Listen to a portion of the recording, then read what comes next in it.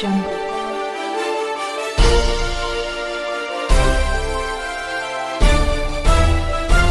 Audio Jungle. काट करके बेचने होंगे उनको, तो वो प्लॉट काट के तभी बेच पाएंगे जब हर प्लॉट की पहले से प्रॉपर्टी आईडी बना लेंगे। इसी प्रकार कोई डेवलपर भी अगर मकान बना करके बेचेगा तो बेचने से पहले जितने मकान बने हैं उन क्रमांक के हिसाब से उसकी प्रॉपर्टी आईडी पहले बनाएगा। बाद में अगर किसी को बेचता है तो बेचने के बाद जो ओनरशिप जिसकी होगी उसका नाम उसमें बदल जाएगा। इसको बहुत स्मूथ एक सिस्टम बनाने वाले हैं। रेवेन्यू रिकॉर्ड के साथ भी इसको जोड़ेंगे। प्रॉपर्टी आईडी को खरीदार और बेचने वाला जब तहसील के अंदर जाएगा उसके साथ भी इसको जोड़ेंगे, ताकि आपकी आने वाली कठिनाइयाँ जो आज तक कभी भी कोई भी व्यक्ति झगड़ा कर बैठता था कि ये प्रॉपर्टी मेरी है ये उसकी है, कभी भी कोई अपने प्लॉट के एरिया के बाद एनक्रोचमेंट भी करता था, पड़ोसी शिकायत करता था, कभी हमारी ज़मीन पर दूसरा आदमी कब्जा कर लेता था, बाद में उसकी निशानदेही करानी पड़ती थी, तो बहुत से झगड़े और इसमें से उत्पन्न होते थे। अगर एक जानकारी मैं आपको दूं तो आज के समय में अगर हम अपने न्यायालयों की जांच करें, जितने भी झगड़ों की संख्या है उसमें सबसे ज़्यादा झगड़े, सबसे ज़्यादा लिटिगेशन ज़मीनों के विषयों को लेकर के हैं। तो हमारा अगला जो लक्ष्य है, अपना टारगेट है, उसमें ज़मीनों के झगड़े, चाहे वो रिहायशी जगह के हों, चाहे वो हमारे औद्योगिक प्लॉट्स के हों, चाहे हमारे एग्रीकल्चर लैंड के हों, ज़मीनों के झगड़े कैसे समाप्त हों, या उस ज़मीन में कभी भी हमको अपनी पैतृक संपत्ति के बंटवारे के नाते भी जो समस्याएं आती हैं उन समस्याओं को हम कैसे समाप्त करें। इसके लिए बहुत बड़ा एक काम है जिसको हमने करने के लिए साथ लिया है।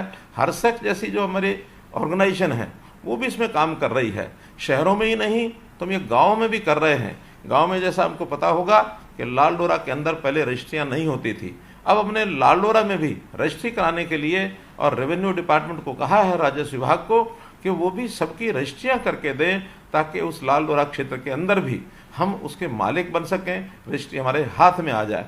तो रजिस्ट्री जब हमारे हाथ में होगी निश्चित रूप से ही हम उसके एक मालिक बन जाएंगे, और मालिक बनने के बाद किसी को भी बेच सकते हैं, उसकी कीमत भी अच्छी मिलेगी। हमको बैंक से भी कहीं लोन लेना है तो लोन भी लिया जा सकता है। तो इस प्रकार से ये जो विषय है ये शुद्ध एक प्रकार का टेक्नोलॉजी के ऊपर आधारित एक गवर्नेंस का एक विषय है। जो आज तक काम मैनुअल काम होते थे, मानवीय हस्तक्षेप से होते थे, उसमें बहुत सा भ्रष्टाचार भी चलता था। अब धीरे धीरे उसको सबको समाप्त करेंगे। मैं फिर से वही बता रहा हूँ आपको कि इस सारे विषय में कठिनाइयाँ बहुत आएंगी। उन कठिनाइयों को दूर करने का काम हमारा है।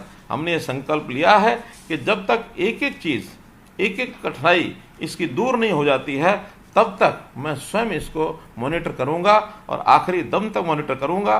मैं आपको विश्वास दिलाता हूँ कि जो संपत्ति आपकी है उसका 1 इंच ज़मीन का भी आपको कहीं नुकसान नहीं होगा।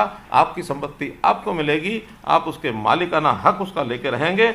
और इस नाते से इस काम को आगे बढ़ाने में यदि कोई आपको कठिनाई भी हुई है तो मैं समझता हूँ कि नया जब काम होता है तो उस नए काम के करने में स्वाभाविक है कुछ ना कुछ कठिनाइयाँ, चाहे वो विभाग हो, चाहे आप और हम हो, कहीं ना कहीं कमी उसमें कठिनाई रह जाती है। तो इस कठिनाई कमी को दूर करने के लिए हमने ये जो प्रॉपर्टी आईडी का विषय शुरू कराया है, हरियाणा के सभी 88 शहरों में इसके कैंप लगाए जाएंगे। जितने कैंप में आप लोगों को जो सुविधा मिली है, बहुत अच्छा परिणाम निकला है कि इन 2 दिनों में 20,000 प्रॉपर्टीज़ की शिकायतें हमको मिली, जिसमें से विभाग ने 19,000 प्रॉपर्टीज़ का रिजॉल्व कर दिया, हल निकाल दिया। 1,000 मात्र बची हैं। हो सकता है उस 1,000 में कोई कमी रही हो, कोई डॉक्यूमेंट की कमी है, वो भी सब आपको यानी एक प्रकार से बताया जाएगा। जो काम आपके करने का आप करें। एक विभाग को मैं ज़रूर निवेदन कर रहा हूँ कि हम जब किसी प्रॉपर्टी आईडी के बाद उसका आगे NOC या NDC नो ड्यूज सर्टिफिकेट लेना होता है, उसमें कौन कौन से डॉक्यूमेंट हमको चाहिए उसका सबका एक लिस्ट हम अपने सभी जितने कार्यालय हैं स्थानीय निकाय के, उन सब में चिपका कर रखें। आम आदमी को भी पता होना चाहिए कि NDC लेने के लिए मुझे कौन कौन से डॉक्यूमेंट चाहिए। ऐसे ही तहसीलों में रजिस्ट्री कराते समय भी कौन कौन से डॉक्यूमेंट की आवश्यकता पड़ेगी, वो सारे भी वहाँ हम राजस्व विभाग के माध्यम से वहाँ चिपका के रखेंगे, ताकि लोगों को पता लगे कि इस डॉक्यूमेंट के कारण से मेरी रजिस्ट्री रुकेगी। अब इन सब बातों को करने के पीछे उद्देश्य ये है कि हम लोग जो हमारी अवैध कॉलोनी बनाने का जो एक प्रचलन हो गया था उसको समाप्त कैसे करें, और समाप्त करके हमारी जो प्रॉपर्टी है वो सही और एक प्रकार की नियमित तौर पर वो रहे, कभी कल को कठिनाई हमको ना आए। अनियमित कॉलोनियों का प्रचलन बंद करने के लिए हमें थोड़ी सख्ती भी करनी पड़ी है कि अनियमित क्षेत्र के अंदर अब रजिस्ट्रियां बंद करनी पड़ी। रजिस्ट्री बंद करने के बाद अब ये भी अच्छा लग रहा है कि अब अनियमित कॉलोनियां यानी प्राय आगे नहीं बढ़ रही हैं। हाँ, पिछली जो अनियमित कॉलोनियां हैं उनको नियमित करने का भी हमने एक अभियान चलाया है, चाहे हमारा स्थानीय निकाय विभाग हो अथवा टाउन कंट्री प्लानिंग हो। अभी तक 2000 कॉलोनियों की और नियमित करने के प्रार्थना पत्र ये हमको मिल चुके हैं। इन 2000 में हमारा स्टाफ, हमारे इंजीनियर्स सब उसके अंदर अप्रूव करने के लिए उसका सर्वे कर रहे हैं, और बहुत जल्दी, जैसे हमने 2016 में लगभग 700 के आसपास कॉलोनीज को अप्रूव किया था, ऐसे ही इस वर्ष में 1000 से ऊपर कॉलोनीज जरूर नियमित होंगी।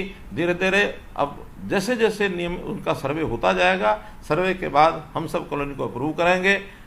अभी तक एक शर्त थी कि हर कॉलोनी जिसको नियमित करना है उसका RWA का कोई ना कोई स्वरूप होना चाहिए। आज से मैं ये घोषणा करता हूँ कि हम RWAs की आवश्यकता नहीं रहेगी। कॉलोनी का यदि एक व्यक्ति भी और कोई आकर के अपनी एप्लीकेशन देता है कि हमारी कॉलोनी अनअप्रूव्ड है, उसको अप्रूव किया जाए, उसका भी सर्वे कराया जाएगा, और सर्वे करा करके और हम आगे बढ़ेंगे।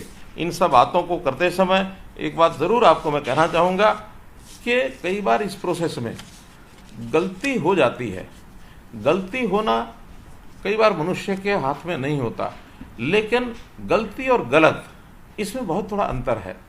गलती और गलत में भले ही ई की मात्रा का अंतर है, लेकिन इसके अंदर बड़ा जो अंतर होता है वो होता नियत का।